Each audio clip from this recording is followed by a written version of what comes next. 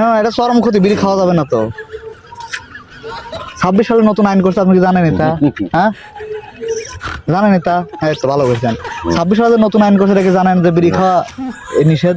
না তা মানে শোনেন নাই না? জানেন না যে smoking injurious to health, it's causes cancer, ধূমপান মানে স্বাস্থ্যের পক্ষে ক্ষতিকর। কোয়েল যেতে তো সব পুরা ফলাই বেরি, বুঝছেন? আরো ক্ষতি করে।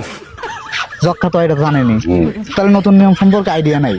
না নতুন নিয়ম করছে বিড়ি খাওয়া যাবে না, বুঝছেন? আপনাকে তো ধরছে বিড়ি খাওয়ার জন্যই, বিড়ি দেহেই ধরছে। আমার ওই সংস্থা থেকে আসছে এনাই সেই কারণে যে দেহে তো কারা বিড়ি খোর আছে, দেহে তো বিড়ি খোর ধরবো বিড়ি খাওয়ালে পড়াবেই যাবে না, আপনাকে হ্যাঁ দেহে ফেলাই, সেই জন্য তো বললাম।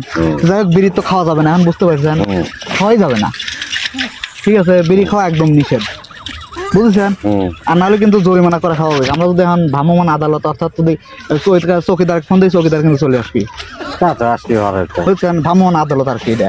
যদি চৌকিদার ফোন দিয়ে যে লাল সাপ কাটা চৌকিদার ফাটা দাও তো ডাইরেক্ট চলে আসবে কিন্তু, বুঝছেন? ডাইরেক্ট চলে আসবে।